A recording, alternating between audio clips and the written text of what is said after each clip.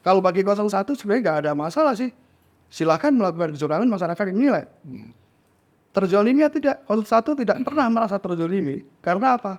Jadi kalau kita mau bicara zolim atau tidak, ya kita lihat saja bagaimana perilaku penyelenggara, perilaku pengawas, perilaku pemerintah, dan kontestan. Jadi keyakinan ini saya kira hari ini pun sudah mencapai 50%. Jadi untuk apa kami curang, bro? Ya kan? Untuk apa kami melakukan kecurangan? Dan untuk apa Pak Jokowi turun? Pada podcast Info Indonesia kali ini kita kehadiran tokoh-tokoh, tamu-tamu senior di Sumatera Selatan, bahkan levelnya sudah nasional. Yang kita bahas hari ini seputar pilpres dengan tema merasa dizolimi, merasa dicurangin. Langsung saja kita berkenalan dengan perwakilan dari paslon 01, Bapak Ahmad Samudra SH.MH. Selamat datang, Pak. Ya, assalamualaikum teman-teman. Kemudian juga ada Bung Dede Sinema dari perwakilan 02. Selamat datang, Bung Dede. Ya, terima kasih sudah diundang. Kemudian ada perwakilan dari tim Mas 03, Bapak Agus Tikno. Selamat datang, Pak. Terima kasih. Assalamualaikum warahmatullahi wabarakatuh. Dan kita juga kedatangan tamu istimewa nih. Dihadiri langsung Ketua Tim Pemenangan Daerah, Bapak Yahya Maya Sakti nih. Selamat datang Bapak-bapak semua nih. Terima kasih. Sumatera Selatan. Terima kasih, Mas. Iya. Ini kita bahas soal tema merasa dizolimi, merasa dicurangi. Mungkin saya langsung ke 03. Sejauh ini gimana Pak situasi di Sumatera Selatan? Kondusifkah? Jadi begini, saya akan mulai dari terminologi dicurangi atau dizolimi. Dalam kamus besar, zolim itu adalah menempatkan sesuatu yang tidak pada tempatnya. Itu zolim. Curang itu artinya ada ketidakadilan. Jadi kalau tadi pada saat off-air kita bicara ngeri-ngeri sedap ini, judul hari ini ya sebetulnya memang dalam kondisi real saat ini kita tidak bisa lagi menutup mata, hati. Tidak usah ditanyakan kepada kami bertiga. Masyarakat pun bisa membaca. Tetapi khusus di Sumatera Selatan tentu Sumatera Selatan unik. Ya. Sumatera Selatan itu walaupun bagian dari Indonesia, tetapi ada kekhususan dari Sumatera Selatan. Bagaimanapun juga kita masih melihat Sumatera Selatan itu masih mempunyai kebesaran jiwa. Terkait dengan pertanyaan bagaimana kondisi Sumatera Selatan menjelang pemilu ini, ya dikatakan dingin juga salah, tapi dikatakan panas benar juga tidak. Tetapi tentu apa yang ditanyakan itu rakyat, masyarakat banyak bisa menjawab. Bagaimana perasaan hati 01, 02 maupun 03. Nah, kita di dalam forum ini tentu akan menyampaikan perasaan kita masing-masing. Maka kepada teman 02, teman 01, ini bagian dari tanggung jawab kita mengedukasi masyarakat, menyampaikan apa yang sebenarnya terjadi, sehingga kami ini tidak masuk di dalam golongan menzolimi dan mencurangi.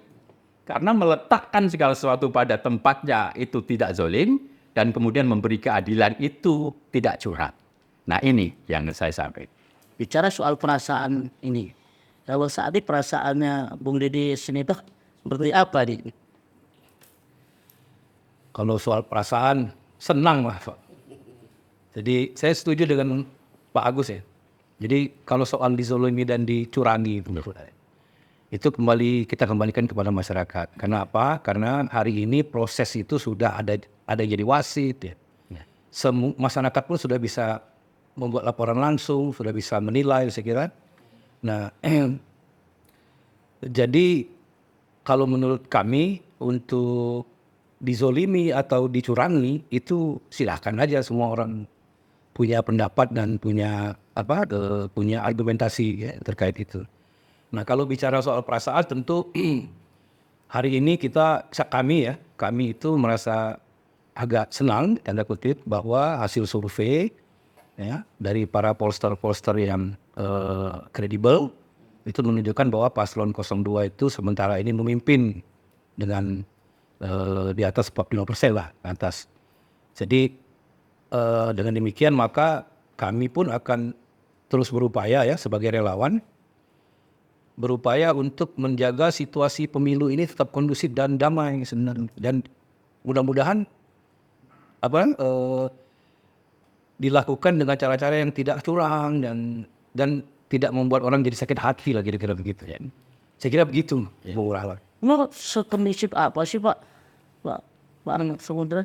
Iya, sebenarnya ya kita untuk di Sumatera Selatan masih tergolong kondusif ya. Kita berharap terus nanti tidak ada gejolak yang berarti. Kita berharap ini ya Pilpres itu adalah kegiatan 5 tahunan, gitu, siklus 5 tahunan yang kita semua selalu mengalami, dan tentunya kalau dari pihak 01 ini kan berharap setiap tahun, setiap periode pemilihan presiden itu ada peningkatan, perubahan yang tidak kurang bagus menjadi bagus kan, itu demokratis dan lebih dewasa dalam berdemokrasi. Kembali ke masalah curang. Jadi ya, kalau bagi kami curang itu ya biasanya dilakukan oleh pihak yang tidak percaya diri. Tidak percaya diri dengan sportivitas kan gitu. Biasanya kalau merasa sportif itu tidak menguntungkan, dia akan curang. Dia akan mendaya upayakan atau memaksimalkan sumber daya yang ada untuk ya memenangkan kan gitu. Itulah perilaku kita itu jadi curang. Kalau bagi 01 sebenarnya nggak ada masalah sih. Silakan melakukan kecurangan, masyarakat yang menilai. Terzolimi tidak, 01 tidak pernah merasa terzolimi. Karena apa? Sejak awal ya kita katakanlah Pak Anies dan juga Pak Muhaimin, dari awal itu selalu akrab dengan kezaliman. Jadi sampai pada posisi yang sekarang itu adalah dibesarkan dari keakraban dengan kezaliman kan gitu. Nah, memang siapa yang zolimi Pak? Kita tidak akan bisa mengatakan seperti itu. Ini data tidak bisa menuduh, tapi paling tidak perjalanan itu menjadi pelajaran yang sangat berarti bagi kita. Kita tetap menjaga bagaimana rakyat selama ini kan pasti tidak ada rakyat yang mendambakan pemilu yang curang, tentunya kan seperti itu. Kita tetap memberikan pada masyarakat. Kita jaga masyarakat jangan terzolimi oleh pemilu ini, bagi Pilpres terutama itu. Kita tetap jaga itu. Jangan sampai kalau bagi kami ketika ada hal yang kira-kira melanggar, tetap kita laporkan kembali pada masyarakat. Tugas kami itu menjaga jangan sampai kezaliman atau kecurangan itu justru merugikan masyarakat. Nah, kita menjaga itu. Nah, sejauh ini Pak Agustinus, Anda di 03 merasa terzolinkah atau dicurangkan? Karena berarti ada merasa jadi korban dulu. Ya. Jadi sebetulnya mudah sekali kita melihat apakah ada kezaliman, ada kecurangan. Yang terlibat di dalam pemilu itu kan yang pertama adalah penyelenggara. Tentu di sini ada KPU, ada pengawasnya Bawaslu. Kemudian kontestan. Dan yang terakhir yang penting adalah pemerintah. Pemerintahnya memegang segalanya. Jadi kalau kita mau bicara zolim atau tidak, ya kita lihat saja bagaimana perilaku penyelenggara, perilaku pengawas, perilaku pemerintah, dan kontestan. Nah, oleh karena itu, Sejauh ini gimana? saya melihat kalau tidak ada kezoliman, tidak ada kecurangan itu menurut saya itu absurd. Karena kenyataannya bagaimanapun juga kita melihat terlepas dari di mana lokusnya, tapi paling tidak ada suara itu. Sekecilnya umpamanya ada baliho yang dirusak, dipindah dan sebagainya. Kemudian ada pemberian program pemerintah. Kemudian ada embel-embelnya kontestan. Kemudian ada juga lagi, ini tadi yang zolim. Yang curang, yang tidak adil adalah bagaimana perlakuan terhadap daerah tertentu dan daerah yang lainnya. Kita hadir di sini itu juga memberikan pendidikan politik pada masyarakat. Klasik. Jadi kalau ada kita sampaikan ada, kalau tidak juga kita sampaikan tidak. Karena apa? Pemilu ini saya sepakat dengan Pak Samudra, dari tahun ke tahun diharapkan baik. Nah kalau sampai generasi sekarang ini masih terjadi seperti itu, pemerintah umpamanya tidak fair sebagai regulator, kemudian penyelenggara dan sebagainya tidak, maka bagaimana nasib pemilu ketika di tangan anak cucu kita nanti? Jadi bukan substansinya saya tidak setuju 02, tidak setuju 01 dan sebagainya, tapi substansinya kita meletakkan itu pada posisi yang sebenarnya. Tidak ada yang namanya kebaikan, keberhasilan kalau check and balance itu nggak jalan. Bagaimanapun juga kita harus akui, dan saya sebagai TPD Sumatera Selatan dari 03 mengetuk kepada para pejabat, pelaksana, penyelenggara pemilu, pengawas, dan lainnya, termasuk kita semua sebagai kontestan. Mari kita meletakkan ini sebagai sebuah kejujuran dan kebaikan sesuai dengan hukum. Kalau tidak, nanti yang menang pun akan membawa warisan masalah. Apalagi yang kalah. Ingat, di dalam perhelatan pemilu, pilkada, dan sebagainya, itu ekses di masyarakat itu belum tentu selesai 5 tahun. Belum tentu. Presidennya sudah terpilih, gubernur, bupati terpilih, tapi problem di tingkat akar rumput belum tentu selesai. Oleh karena itu maka salah satunya adalah mari kita kembali dengan moral, dengan etik yang baik, menyelenggarakan pemilu dengan baik, berkontestasi dengan baik. Allah yang akan menentukan, bukan cara-cara kita. Cara-cara kita itu hanya ikhtiar atau siasat saja. Terkait yang kita bahas ini kecenderungannya kadang-kadang lebih cenderung ke 02 ini. Karena dianggap sebagai penerus incumbent. Ketika menuduhkan pemerintah secara tidak langsung ke 02 atau yang lain, ketidaknetralan. Kalau dari perasaan Bung Sene bagaimana? Jadi gini, kalau kita lihat pemilu terdahulu ya 2019, itu menurut saya potensi kecurangan dan kezoliman itu lebih tinggi daripada hari ini. Kenapa? Karena Jokowi itu dulu presiden juga sekaligus calon presiden.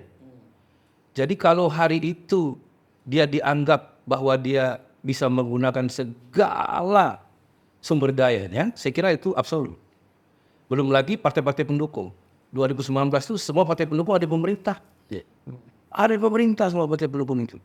Nah, kemudian kita lihat hari ini.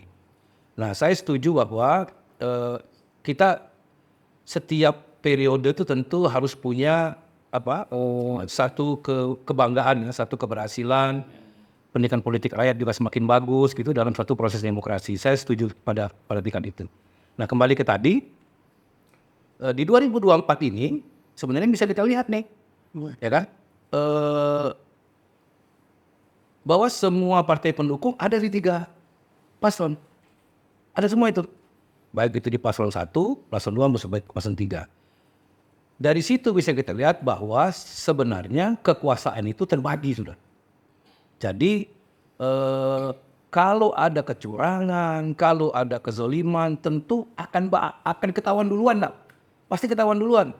Belum mulai sudah pasti ketahuan.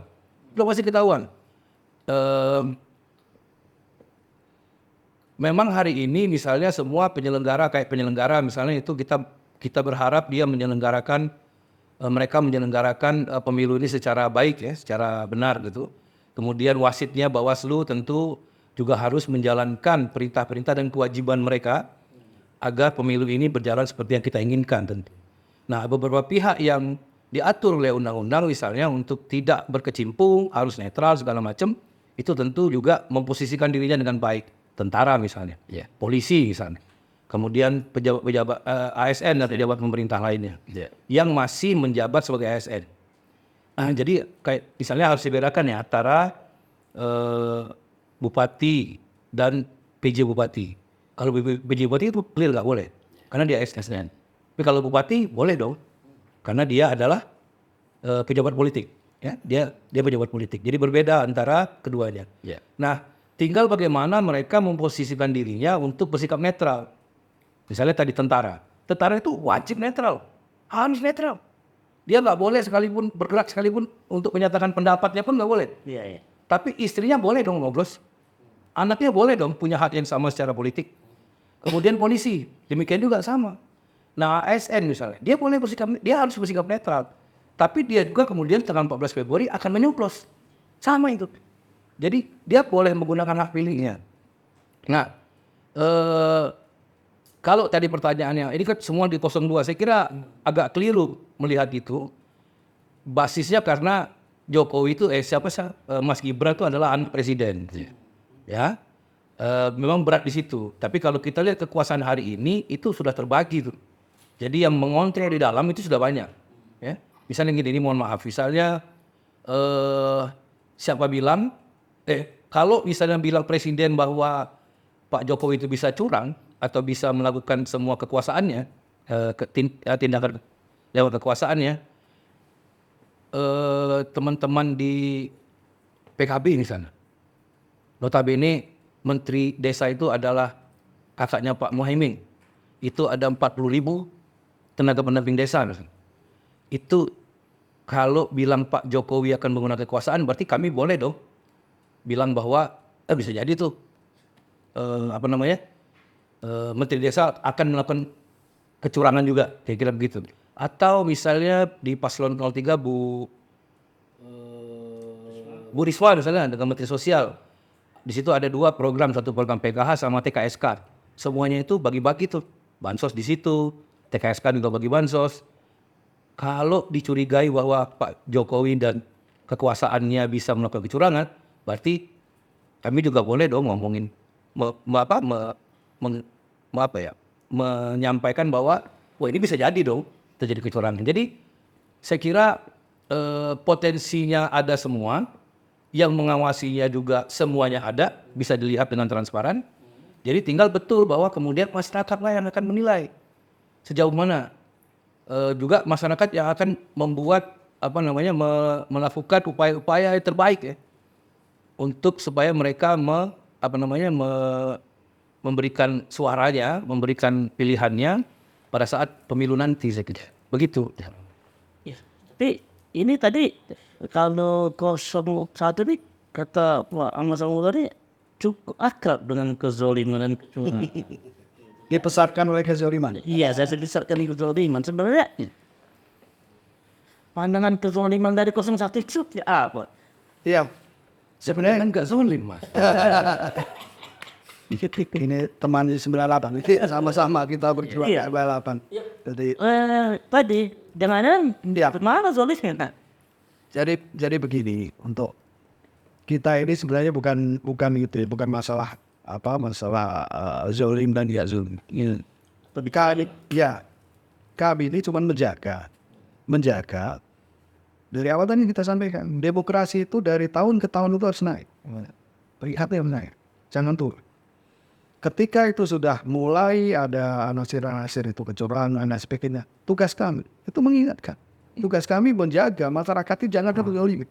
Gitu. Iya. Tugas kami kita sama-sama seperti itu. Nah, berkaitan dengan yang disampaikan oleh rekan daerah. Memang di dalam kabinet sekarang itu hampir semua yang ada di 01, 02, 03 itu pasti ada yang disampaikan. Cuman kalau menurut saya, pendapat saya, ibarat orkestra, pemegang stick itu dirjen. Dirjen ini sticknya masih dipegang oleh Pak Jokowi. Ini masalahnya ya. Nah, ketika misalnya disampaikan tadi Bu Risma atau di PKB itu bersuara sumbang, orkes itu tidak akan bunyi. Orkes itu kan suaranya pasti nggak sesuai dengan yang diinginkan. Tergantung dirijen. Tergantung dirijen. Ketika harus mengangkat suara, harus nada begini, semua juga harus begini. Nah, kita berharap orkes itu tetap berjalan bagus, Pak. Suaranya masih enak didengarkan walaupun ada. Tapi sekarang memang gitu. masing-masing pemain orkesnya memang sudah nggak ada pegangan lagi. Nah, itu masalah. Saya berani sampaikan Weekendnya begini. Pak. Kalau menteri itu pembantu presiden, maka presiden itu levelnya di kebijakan. Bukan presiden kemudian membagikan beras secara langsung. mohon maaf Mas Dede ya, itu masyarakat umum pun tanpa mempunyai latar belakang politik pasti akan menduga ini ada apa. Ini loh yang saya maksud tadi. Nah, sebentar Pak ya. Dulu Mas Dede, saya sepakat. Memang tidak ada di presidensial kita Indonesia ini sebetulnya yang namanya oposisi murni itu nggak ada. Artinya itu Gitu. menyatakan itu tidak netral. Makanya saya akan sampai ke situ. Tapi yang pertama begini, di 2019 betul memang kapanpun nih karena kita ini parlementer ya. Jadi kabinet itu tentu berasal dari partai-partai koalisi atau dalam bahasanya pendukungnya.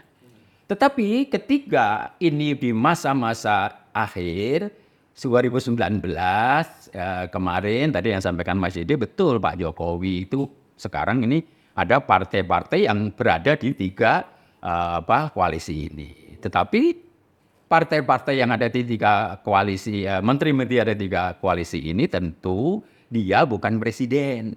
Nah, Pak Jokowi itu presiden. Nah, maka oleh karena itu maka apa yang dilakukan oleh Pak Jokowi itu tentu akan menjadi perhatian bagi menteri-menteri itu ataupun masyarakat. Nah, ketika contoh yang diberikan itu kemudian melanggar atau setidaknya kurang etika, maka ini menjadi orkestrasinya tidak ini lagi. Tidak nyaman lagi. Tidak nyaman lagi. Mungkin dibesarkan dikit suaranya. Ada yang kecil, bahkan ada yang lemah. Sehingga orkestra yang tadi disampaikan itu tidak nyaring lagi. Itu yang terakhir saya ingin sampaikan bahwa sudahlah kita ini warga bangsa ini semuanya sekarang sudah melek. Karena apa? Sumber informasi sudah sedemikian terbuka. Pemikirannya sudah dipengaruhi oleh bagaimana sumber informasi yang namanya media sosial dan sebagainya. Nah, mempertahankan diri dari arti terminologi zolim atau curang nggak ada gunanya.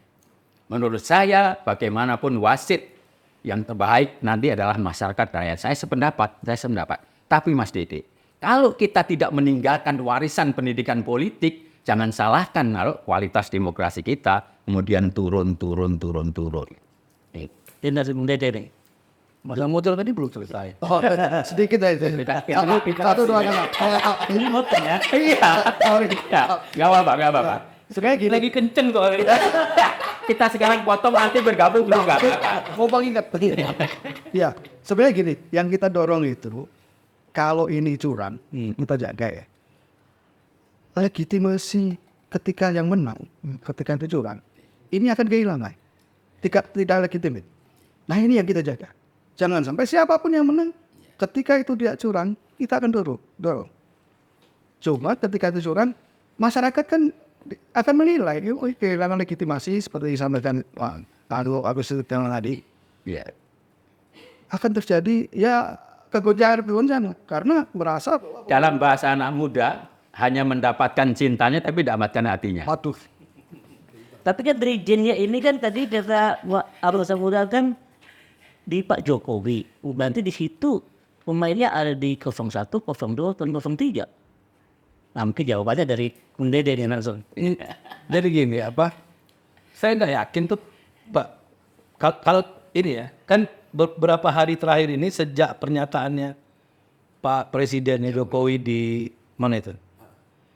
Di acara apa itu yang ada pesawat terbang angkatan udara itu? Iya, Pak Prabowo itu Kan? itu kan soal kampanye. Ya. Saya nggak yakin itu bahwa beliau itu akan kampanye. Iya. Saya yakin sih. Kalau kita lihat situasi hari ini ya, Iya. jadi basisnya itu kan, Mudah-mudahan tidak. Mudah-mudahan saya ya yakin, tenang. saya yakin enggak. Iya. Saya yakin enggak. Karena apa? Karena hari ini kami sangat dalam tanda kutip Iya. meyakini bahwa sudah 45% ke atas. Mantap. Jadi kalau dia turun, menurut saya, Iya. ini analisis politik ini, Iya, iya. ini kan bisa jadi salah ya. Iya. Menurut saya enggak akan turun dia. Iya. Akan merugikan. Merugikan tadi. Ya kan? Argumentasi orang jadi banyak. Iya. Kalau turun nggak mungkin, tapi anjlok mungkin. Karena kan gini ya, dia nggak turun pun hari ini, ya, dia nggak turun hari ini, orang tahu dia tuh sudah kemana. Iya. Iya. Jadi maksud saya Nggak yakin. diri jadinya nggak akan turun itu.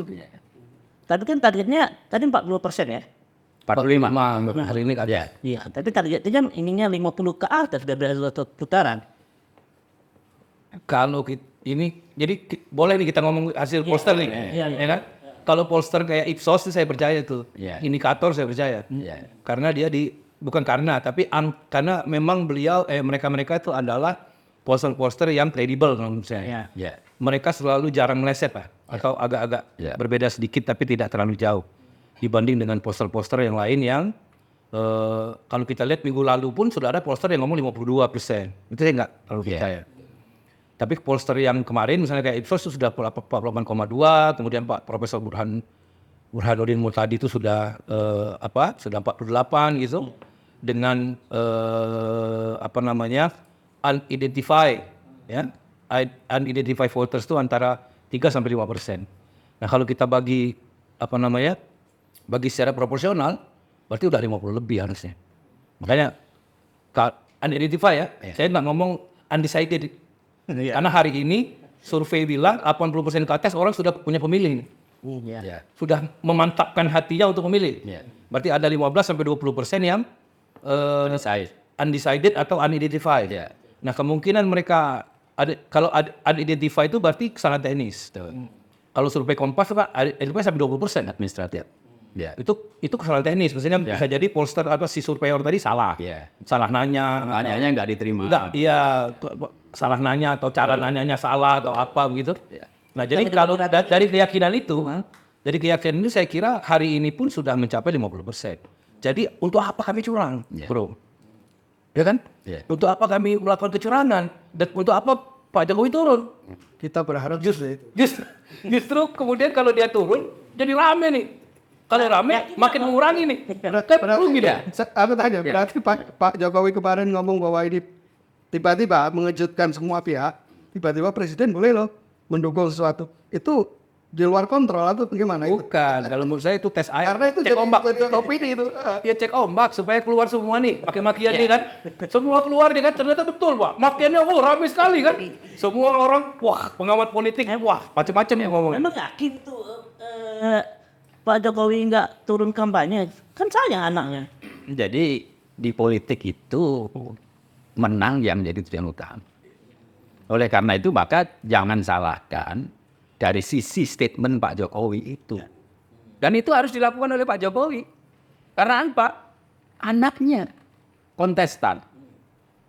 Bahwa tadi angka-angka survei ini ya saya pikir kita sebagai politisi biasa aja. Kita ini pilpres dengan rakyat, bukan pilpres dengan surveyor. Survei kan angka. Iya. Yang kedua, Sekitar angka.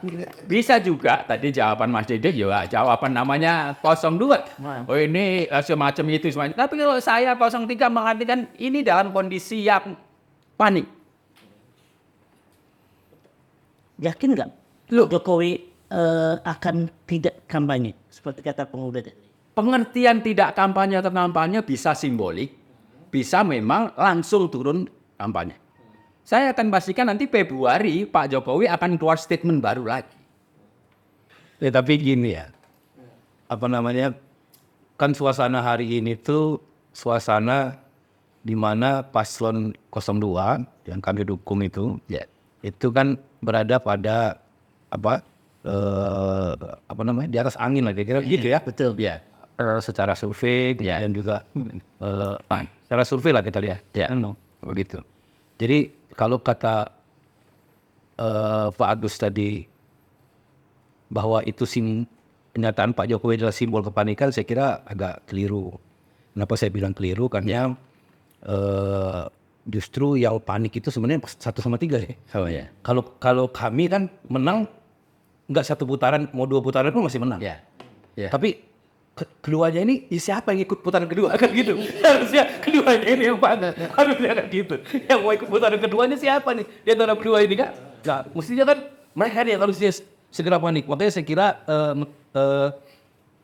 saya kira kalau hari ini karena posisinya menurut kami ya, bahwa kami di atas angin itu, tentu tadi saya bilang di awal ya, kami bertahan, kemudian juga berupaya juga untuk tidak melakukan satu perbuatan-perbuatan yang tercela sehingga tidak husnul khotimah kata Pak Samudra ini kan. Nah jadi menurut saya sih gitu, karena saya tahu Pak Jokowi pun tak akan turun ya. Kemudian juga tindakan-tindakan lain tentu akan semakin memperkuat himbauan-himbauan kepada para relawan, para partai pengusung untuk tidak berbuat yang tentunya merugikan ya Pak Jokowi. Saya kira gitu kayak Pak Ahmad. Ya. Memang ini sejauh ini gimana? Sejauh ini memang apa ada merasa dalam track? Sejauh ini maksudnya? Ya sejauh ini ya tidak sesuai dengan tuduhan-tuduhan apa main curang atau tadi. Ya kalau main curang, zolim itu kan kita secara normatif kan punya penyelenggara, punya wasit. Saya kira itu yang penting ya. Saya tinggal kemudian juga tadi kita bertiga ya sepakat bahwa sebenarnya rakyat yang bisa menilai sebenarnya bahwa itu atau curang atau tidak gitu kan.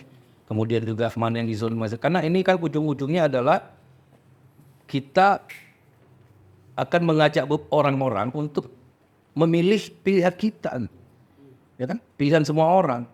Jadi biarlah orang yang menilai. Nah, tinggal kita bagaimana menyampaikan kampanye-kampanye yang terbaik, kampanye-kampanye yang tidak memuja tentu, kampanye-kampanye yang tidak justru menjatuhkan lawan, atau kampanye-kampanye yang tidak ada nilai-nilai kebencian saya kira. Nah, karena kan kita mau merawat Indonesia ini dengan baik, kita mau merawat Indonesia ini dengan kebahagiaan tentu, bukan justru merawat Indonesia ini dengan kebencian saya.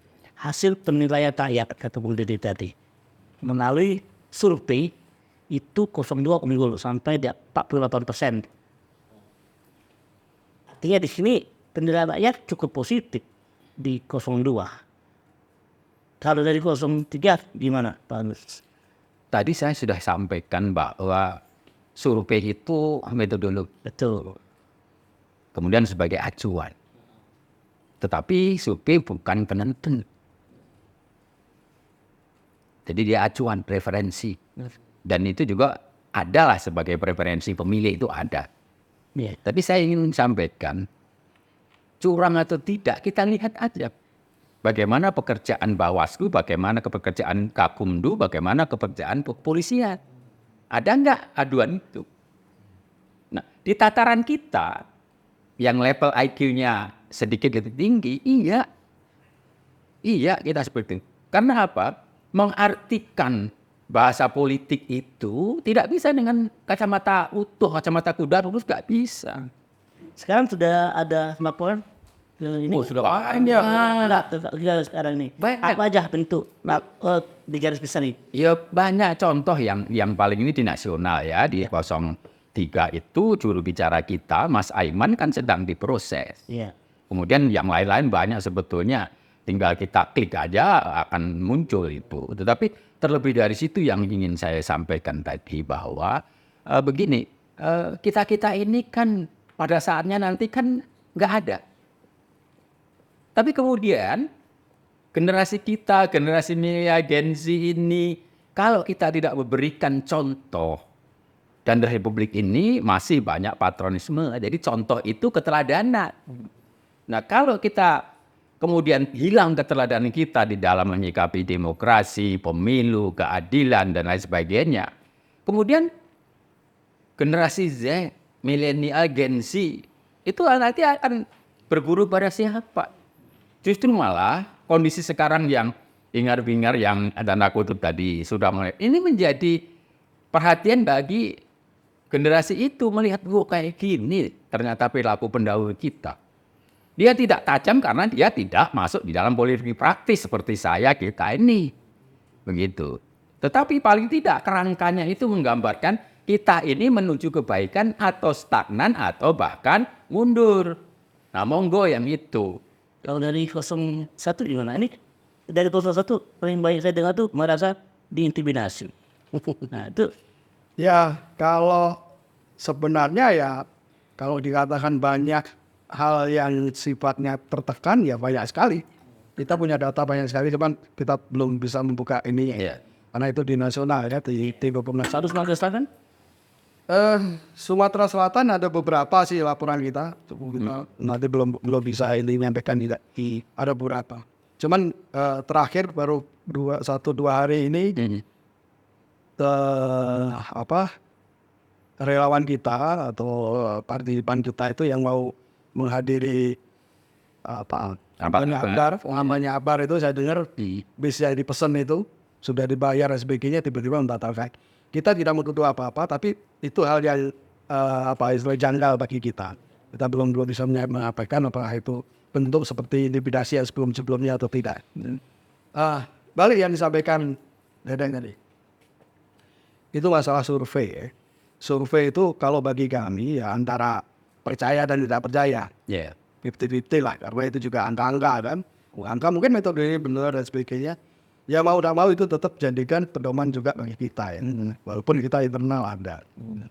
Kalau menurut kami 01 survei yang paling real itu ya ketika Mas Anies atau dari Gus Imin itu datang ke satu tempat dielulukan ribuan massa dan tidak pernah ada sepi. Ada yang kadang-kadang cuman datang cuma beberapa orang misalnya.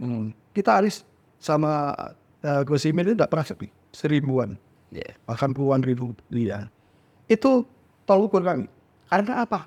Mereka itu tidak pernah dibayar. Cirinya apa? Mereka datang bawa motor, ada bawa kendaraan sendiri, dimobilisasi pakai bus dan sebagainya tidak. Itu benar-benar real menurut kami. Itu real bahwa dia memang punya antusiasme sebagai pemilih yang real menurut saya. Jadi itulah barometer kami untuk melihat 01 itu benar-benar punya masa atau tidak kan gitu. Masa itu masa yang real menurut saya. Jadi ketika dikatakan survei yang sekian ya boleh kita jadikan patokan tapi tidak jadi. Oke. Kalau itu kesembuhan gimana? Soal kecurangan ini. Kan juga ada laporan juga. Rata-rata umumnya dari depan. Ya tindakan dari wasit yang nggak fair ya kalau menurut saya. Jadi kayak di Sumsel ini kemarin kita ngelaporin Bawaslu Lahat ya. Karena menurunkan baliho Prabowo Gibran, padahal itu bukan di jalan yang dilarang. Bukan larangan. Nah, jadi pada yang seperti itulah kira-kira yang kita laporin itu yang kayak gitu aja. Nah, kalau yang lain-lain Kak, yang kayak kita mau lihat sejauh mana wasit menangani laporan-laporan yang seperti itu.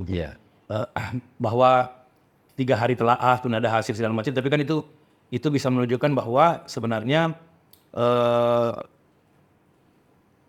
ada soal bahwa kita juga merasa ada masalah begitu pada penyelenggara dan pada wasit daerah itu tentu ya itu membuktikan ya salah satunya. Hal-hal lain tentu ada banyak yang menjadi perhatian. Nah cuma memang tadi yang seperti saya menyambut apa yang disampaikan oleh Mas Samudro dan Pak Agus ya. Jadi survei itu ilmu pengetahuan om saya. Dia Etis lah ya. ilmu political science. Jadi dari semuanya itu bisa dipertanggungjawabkan. Tapi memang secara ilmu bisa dipertanggungjawabkan. Tapi memang ada banyak faktor lain memang yang bisa menyebabkan mempengaruhi hasil survei itu berbeda. Pasti ada banyak variabel-variabel tertentu yang mempengaruhi itu. Nah, cuman memang survei itu kan tidak berdiri sendiri. Survei itu bukan misalnya bukan menyimpulkan bukan pada satu target kemudian menyimpulkan bahwa sekian persen. Tapi ada faktor-faktor lain. Misalnya pada survei itu juga soal tingkat kepuasan. Kemudian partai yang dipilih. Kemudian sikap sejauh mana sikap yang sudah baku ya. Itu kan semua disurvei. Jadi dari seluruh analisis itu makanya kami melihat bahwa hasil survei cukup baik untuk dijadikan pedoman. Cukup solid ya untuk dijadikan pedoman, kemudian dipakai untuk terus bekerja sebenarnya. Jadi kalau kami sendiri dengan melihat survei itu bukan malah melempem. Tapi sebenarnya bagaimana supaya terus bekerja ya dengan baik dan tentu bekerja pada tempat-tempat tertentu berdasarkan hasil survei. Mana yang perlu ditempuri, mana yang perlu diperkuat, begitu sisi mana yang perlu diperkuat, daerah mana yang perlu diperkuat, itulah yang kita pakai sebenarnya sebagai kerangka acuan. Makanya tadi saya bilang kalau kita juga tidak meniadakan survei, saya kira keliru juga. Karena itu ilmu pengetahuan sebenarnya, itu kan ilmunya political science ya. Nah, saya kira begitu. Masih yakin dengan satu putaran? Oh, aku yakin. Kalau dari 03 satu putaran atau 2 putaran? Jadi kalau bicaranya tadi survei itu sebagai bagian dari hitungan itu, maka ketika survei itu belum mencapai 50 plus, maka nggak mungkin satu putaran. Jadi kita ini satu sisi bicara sains, tapi di sisi lain juga harus bicara hubungannya itu. Iya, kalau 50 plus itu pasti satu putaran. Tapi hari ini 45 ya, besok bisa 43, 42. Jadi saya setuju, survei itu memang hal yang memang harus kita lihat. Tapi tidak kemudian semata-mata survei itu yang menentukan. Yang kedua saya tambahkan sedikit dari apa yang disampaikan oleh Mas Samudra tadi, bahwa pelanggaran-pelanggaran itu kan sangat perspektif, Pak. Ada orang yang melihat ini pelanggaran, tapi yang lain melihat ini tidak.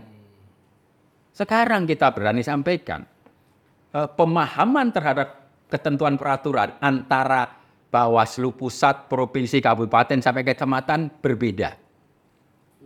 Berbeda. Tentang waktu saja.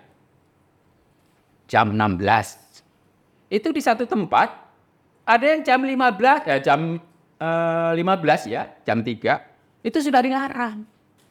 Tapi di tempat lain, ada yang sampai habis maghrib. Saya sudah sampaikan ini kepada Ketua KPU dan Bawaslu ketika dialog saya sudah sampaikan. Yang penting, Bapak-Bapak, Bawaslu Provinsi, Kabupaten, Kota, Kecamatan itu, tolong itu dipastikan bahwa pemahaman terhadap undang-undang itu harus sama. Kalau tidak, wah ini menjadi masalah. Gitu. Kalau dari sesuatu, Pak Nomor yakin ya di 2 putaran lulus? Kami tidak bisa ini ya, tidak seperti halnya 02 ya, karena dia selalu bicara survei seperti itu. Kami cuma ngukurnya itu begini. Dari hari ke hari, minggu ke minggu, 01 itu partisipannya atau masanya itu makin lama makin berkurang. Kami selalu melakukan check and recheck. Orang yang memerlukan atau orang yang membutuhkan perubahan itu makin berkurang. Makin gelombang itu makin membesar. Ini jadi ukuran kami. Nah, mengenai itu penelitian dan secara internal, saya belum bisa memastikan. Ini saya rasa di 01 ada juga. Tapi paling tidak tahapan atau progres itu terus naik di berbagai tempat seperti itu. Survei juga ada yang sama. Satu ada kenaikan. Kenapa ya? Makanya survei juga mengatakan itu kan. Karena gini, kalau pertanyaan tadi yakin dengan satu putaran dia satu, kami lagi on the way untuk mengarah ke sana, betul. Itu. Kalau jadi gini, Mas Rahmat, Bung Rahmat, kita ini pertandingannya sama, tapi mimpinya beda. Itu kata teman saya. Pertandingannya sama nih, tapi mimpinya beda. Kalau kami mimpi satu putaran wajar, saya bilang tadi, karena survei itu misalnya 48-46%. Kenapa kita nggak sekali satu putaran? Itu mimpinya. Kita kejar ke sana, ya kan? Nah tapi pasal 1 pasal 3, ya kan? Gak bisa, ini cuma Bu Mega aja nih kalau menurut saya yang mimpinya masih satu putaran. Karena masih kampanye satu putaran. Tapi kalau mau lihat tadi, kalau melihat data survei, mimpinya mereka ini, teman-teman ini bagaimana caranya masuk putaran kedua. Lah siapa di antara keduanya kan gitu. Kan gitu. Jadi makanya mimpinya berbeda, tapi pertandingannya, kompetisinya sama ini. Itu kata teman saya nih ya. Bukan survei ini. Tapi betul loh, ini Pak 01 makin secara survei dia ada peningkatan. Dari mulai dari 22 sekarang sudah sampai ke 20. Teman-teman yang 03 nih jeblok nih jadinya nih gara-gara survei ini. Gitu. Harus kerja keras. Masing-masing punya keyakinan masing-masing. Iya. Harus bicara soal keyakinan ini. Saya bicara soal keyakinan 2 putaran dulu nih. Kalau 2 putaran nanti inginnya di lawan siapa nih? 01 nih. Putaran kedua nih. Lawan Ya. Waduh, kayak badminton aja. Ya, harus ini jauh nih. Kayak bulu tangkis. Ada 03 atau 0, kan lo putarin harus tetap ini. Dari ini. Kalau bagi 01 ya siapapun lawannya ya ada persoalan. Karena apa? Karena tetap kita berusaha bagaimana itu tadi menang dengan cara yang tidak menzalimi, tidak curang dan legitimate. Itu yang penting. Ya. Kami tetap menjaga itu. Bagaimana legitimate masyarakat. Bisa langsung ditegaskan Mbak. Ini kira ini ada 2 nih. 2 dan 3 nih. Inginnya dengan siapa? Kira-kira nih. Versusnya ya? Versusnya nih. Pribadi nggak apa-apa nih. Hasil pribadi. Pribadi aja nih. Kalau kita ngomong survei kan katanya ini paling unggul sekarang dan survei ya. Otomatis kalau kita menang di putaran ini, otomatis kan kita berlawanan dengan 02 kan gitu. Kalau dari Dan berharap 03 ikut dengan kita. 02 gimana nih? Kalau 02 siapa aja lah. Ya. Yang paling berat siapa? Yang paling berat siapa nih? Yang paling berat nggak ada, semuanya berat. Aku semua ini. Iya. Masing-masing punya basis masa yang real menurut saya. Iya. Kalau saya pribadi nih, kira-kira. Kalau pribadi ya? Iya. Ingin dengan siapa? Ada 1 dan 3 nih. Saya mau melawan survei tertinggi lah, survei yang nomor 2 lah. Berarti kami siap-siap. Kalau dari 03 ini siapa nih? Jadi 03 itu kelompok-kelompok yang realistis. Kami tidak bermimpi, tapi kami realistis. Kami melihatnya siapapun yang akan dihadapi, itulah keniscayaan pemilu, pilpres. Kita nggak bisa kemudian seperti main contoh kita milih-milih, nggak bisa. Siapapun nanti akan kita hadapi. Kemudian sebenarnya saya tambahkan, kalau ataupun nanti itu mau putaran kedua kan pasti harus koalisinya beda. Iya. Itu biasa di dalam politik. Tidak ada yang kemudian titik di dalam politik, itu nggak ada. Kita pasti membangun komunikasi dan kompromi. Nah, oleh karena itu maka dengan tetap keyakinan secara mutabik kita, siapapun yang harus dihadapi 03 siap. Kita andaikan dulu ke koalisi. Tapi ketika di putaran kedua nih, kira secara pribadi Pak Agustinto yang mana nih? Kalau tadi udah Rumit kalau pribadi sebenarnya pertanyaan. iya. Tapi harus tetap dijawab ini. Dengan pelaku kita. Iya, harus dijawab ini. Kalau pribadi, Decision maker. kalau pribadi saya yakin 03 akan berhadapan dengan 02. Baik, di sini saya tidak memberikan closing statement, tapi saya memberikan game-game sedikit Pak, dengan jawaban langsung singkat Pak ya. Asal jangan ini, jangan rumit. Jawabnya. Pertanyaan singkat, jawabnya panjang. Ini saya ada 3 pertanyaan, tapi dijawab langsung spontan. Uhuy berarti. Betul. Uhuy, ya. Ini, tapi ngomong-ngomong, ini ada audiens, ada mau bertanya nggak nih? Jadi gini Bang, kebetulan hari ini di studio ada beberapa caleg. Dari PKB ada Bu Pinky, ini ada Mbak PBB. Ya, PBB, terus ada dari Mbak P3. Nah, kalau mau bertanya kepada 3 bapak-bapak ini silakan. Bunda Pinky, ada yang mau ditanyain Bunda? Untuk disampaikan. Ya, kalau saya kan dari koalisinya partai PBB itu kan memang 02. Nah, jadi ya yang saya pertanyakan itu kan untuk pertandingan di 14 Februari ini nanti, nah, itu kan yang kita harapkan memang kan dari 02 dari koalisinya kan kita kan hanya koalisi ya, kalau partai PBB itu koalisi, tapi yang diharapkan memang untuk 02 itu 1 putaran.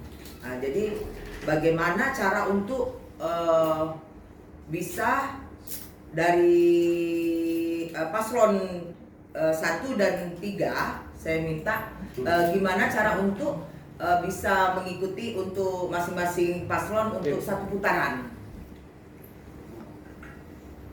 Jadi ini kalau 02 punya target yang tinggi lolos di putaran pertama nih. Nah, ini kira-kira untuk mengimbangin 02 ini apa ada trik apa nih dari paslon 03 dan 01 nih? Mungkin dari Bagus. Iya. Jadi yang namanya strategi siasah itu tentu kan tidak buka semuanya. Kalau saya tidak buka. Nggak boleh. Makanya kami membiarkan yakin dengan satu putaran, tapi nanti nestapa dengan keyakinan. Lebih baik kita realistis, tetapi kita akan take di putaran berikutnya. Jadi, nggak mungkin kami akan menjelaskan sedetail tentang strategi itu. Dan masing-masing kelompok pemilih itu beda-beda pendekatannya, nggak mungkin sama. Jadi ya silahkan 02 tetap bermimpi untuk satu putaran, tentu kami juga akan siap-siap untuk membatalkan itu, tidak. Lalu Bagus gimana? Ya. Pak Ahmad. Kalau kami ini kan ini tingkat nasional ya, relawan kami, relawan. Kalau sekarang kami sering disebut sebagai pejuang perubahan. Ya. Jadi mereka, namun itu jumlahnya ratusan di nasional. Nah, untuk di Sumsel sendiri ini sudah 40 lebih Ya. kelompok relawan itu. Ya. Nah, mereka militan sekali. Saya salut sekali dengan relawan atau pejuang perubahan kami. Jadi mereka punya target. Jadi mereka punya target. Kalau bapak-bapak, aku lihat anak-anak di jalan-jalan itu, mereka itu bergerilya, masang, terus kemudian mereka bahkan pakai toa keliling pasar untuk menyampaikan visi misi dari 01. Mereka tidak dibayar, mereka bahkan keluar dana sendiri. Nah, itu sehingga kami sampai sekarang tadi Dede mengatakan bahwa ini 01 meningkat terus. Itu adalah buah dari yang kita terus-menerus siang malam untuk terus konsolidasi terus ya. Itulah hasilnya seperti itu. Nah, ini menjelang nanti menjelang 14 Februari kita berharap itu pada puncaknya sudah clear mereka pada sisi yang sudah siap untuk melakukan pemilihan kan gitu. Ya. Itu Mas Ahmad. Iya. Ada yang tanya lagi? Tadi kan tiga-tiganya merasa pernah dizolimi, pernah merasa dicurangin. Jadi siapa yang sebenarnya yang curang di antara ketiganya? Pertama, kedua, kalau memang itu terjadi, apakah apa maksudnya itu pemilu ini akan berlangsung dengan baik atau tidak sebenarnya? Karena masyarakat tuh khawatir dengan kecurangan. Ketika kita sudah capek-capek memilih seseorang atau paslon, ternyata dicurangin kan percuma. Mending langsung pemilihannya di MK misalnya gitu, atau di apa secara tertutup atau diundi, atau ada itu wacana yang baru tuh dari Komika pakai sip-sipan. Jadi pagi 01, siang 02, malam 03, atau apa harus gimana gitu Pak? Silakan Pak. Jadi saya nggak tahu ya survei ini kredibel atau tidak. Saya baca ada survei di Carta Politika ya. Nanti saya dicek lagi. Itu ketika ditanyakan pertanyaan, apakah percaya bahwa ada, saya nggak tahu nanti tolong koreksi deh. Ini soalnya aku dapat ini apa? Dapat hasil survei ini dari grup kami juga kan itu. 76% katanya percaya bahwa itu tidak akan curang, percaya akan curang. Potensi curang. Potensi curangnya. Bahkan sekarang LSI terakhir saya baca juga hampir barengan dengan ini, itu 50, sekian percaya bahwa itu ada kecurangan pemilu ini. Artinya ini ada kemunduran demokrasi yang cukup mengkhawatirkan menurut saya. Sehingga kalau ditanya siapa yang curang, seperti yang ditanyakan tadi, siapa yang curang, kalau bagi kami kan mungkin menunjuk si A, si B, si C, nanti pasti ada reaksi yang tidak bagus. Tetapi kami merasakan ada beberapa yang kita pernah alami, itu tekanan-tekanan cukup luar biasa. 6 kali pesawat Mas Anies mau landing di beberapa lokasi, itu ditahan untuk tidak bisa memasuki bandara itu. Terus banyak sekali, termasuk yang terakhir ini sudah pesan bis untuk ini, bisnya dibatasi. kita tidak bisa mengatakan bahwa itu si A, si B, si C atau apa, tapi itu dirasakan oleh kita. Jadi ibaratnya kita merasakan ada hal yang janggal yang tidak boleh dilakukan dalam sebuah proses kontestasi, itu terjadi pada 01. Iya, Gitu. untuk mungkin dari Bung Seniman bisa. Iya, kalau kata Pak Mas Samudra tadi bahwa ada potensi, menurut saya kita harus sama-sama periksa. Jadi itu jangan dijadikan isu, jadi kegaduhan menurut saya. Ya. Jadi kalau memang misalnya tadi kampanye akbar nggak bisa itu kenapa? Harus dicari jawabannya.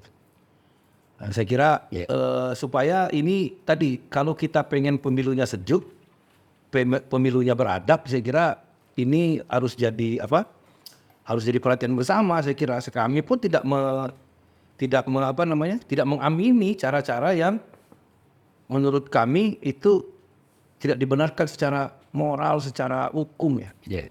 Itu menurut saya sendiri pun menurut kami juga keliru kalau memang terjadi begitu ya. Kita ini kan semuanya aktivis dulunya. Yeah. Sampai hari ini pun masih disebut sebagai aktivis. Yeah. Walaupun sudah rambut dah banyak putih, dah banyak nanti ya kan. Nah jadi saya kira terhadap situasi begini tentu kita penting untuk melakukan pemeriksaan secara baik sehingga ini bisa dijadikan fakta yang menurut saya penting untuk disajikan. Yeah. Tapi kalau masih asumsi-asumsi, saya kira ini harus kita hindari karena ini bisa membuat situasi malah makin gaduh. Yeah. Yang misalnya laporan kami terhadap, saya bilang tadi, penyelenggara ya, bahwa seluruh lahat yang menurunkan baliho itu ada fotonya, kita laporin. Yeah. Jadi ada yang warga tim kita sampaikan, terus kita tanya benar nggak, di mana kejadiannya, segala macam laporan. Kita mau laporan. Yeah. Jadi maksud saya kalau memang diduga bahwa ternyata penyelenggara atau infrastruktur pemilu itu sebenarnya melakukan kecurangan, ya kita bisa uji dengan laporan-laporan kita apakah mereka memproses apa kita dengan baik atau tidak. Kalau tidak pun misalnya kita DKPP lah. Ya laporan kami ke Bawaslu Lahat itu terhadap Bawaslu, kami lapor ke DKPP, menurut kami nggak puas karena jalan ini memang nggak boleh kok itu dipasang balik. Kenapa menurut telaahnya bahwa itu masih termasuk jalur? Enggak. Ya. Kira-kira begitu. Ya kan ini beradu argumen, tapi beradu argumen secara bijak. Di mana tempatnya? Ya di wasit lah. Harus diperiksa supaya ini tidak jadi jadi fitnah, jadi isu ya, sehingga tadi kita semua berharap bahwa pemilu hari ini itu kita harus jauh-jauh dari yang namanya kebencian, polarisasi. Menurut saya kita harus kalau kami sih mengusung pertama ya persatuan nasional. Ya, yang kedua rekonsiliasi. Ya, rekonsiliasi bahwa negara ini hari ini kita mau maju ke depan. Ya. Jadi kampanyenya pun harus kampanye yang maju, tidak menjelekkan orang lain, ya. Tidak membuat isu atau fitnah yang menebarkan kebencian. Nggak boleh itu. Memang dilarang sama tim kampanye nasional ya, sama Pak Prabowo dan Mas Gibran sendiri itu menolak itu untuk jangan sampai katanya ada yang begitu-begitu. Terus yang terakhir begini, Presiden Jokowi itu sampai hari ini itu tidak menyatakan dirinya mendukung siapapun. Ya, tapi kita semua tahu, nggak mungkin dia akan dukung anaknya. Kira-kira begitu. Jadi makanya saya bilang tadi, nggak mungkin juga, dugaan saya nih, nggak mungkin juga dia kampanye. Karena dia nggak ngomong pun orang udah tahu. Ya kan? Nah, jadi memang situasi itu memang saya kira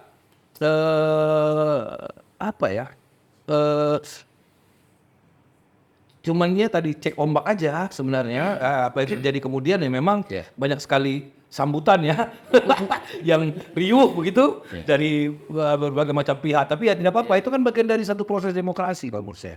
Bahwa itu harus disampaikan, harus diutarakan, kemudian dikomentari, dan itu menurut saya satu proses demokrasi yang baik ya, buah dari satu perjuangan reformasi yang dulu pernah semua kita alami ya. Oke, saya kira begitu.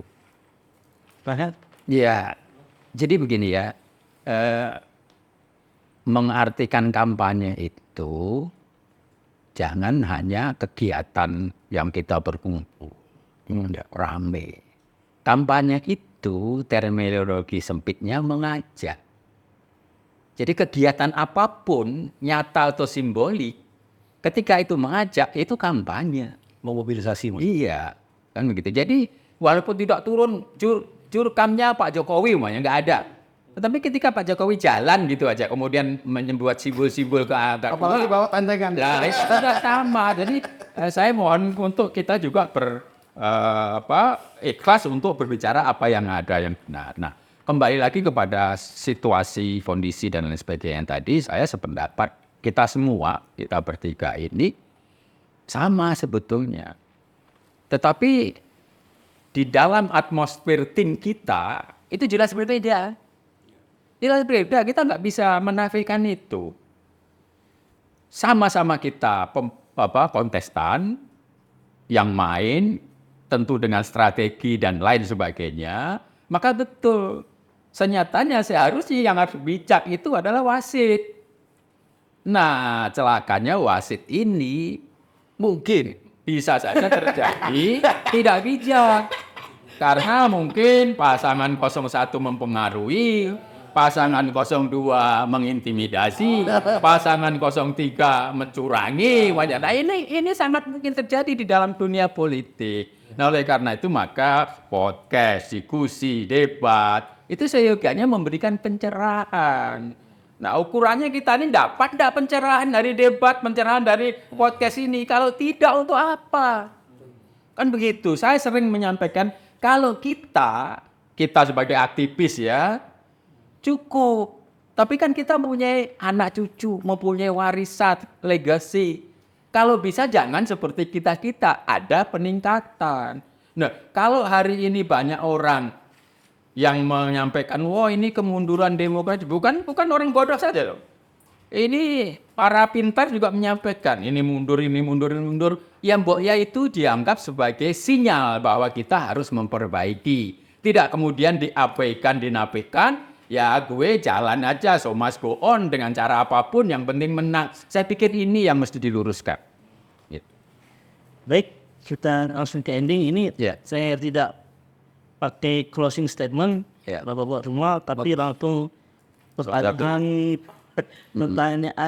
yang tapi dijawab cepat ini. Nah, cepat. Nggak boleh mikir. Ini mau spontan aja ya. Ya. Saya jawab dari 01 nih, pertanyaan dari 01. Ganjar atau Prabowo? Ganjar. Jakarta atau IKN? Jakarta dong. Jokowi atau Prabowo? Tahu.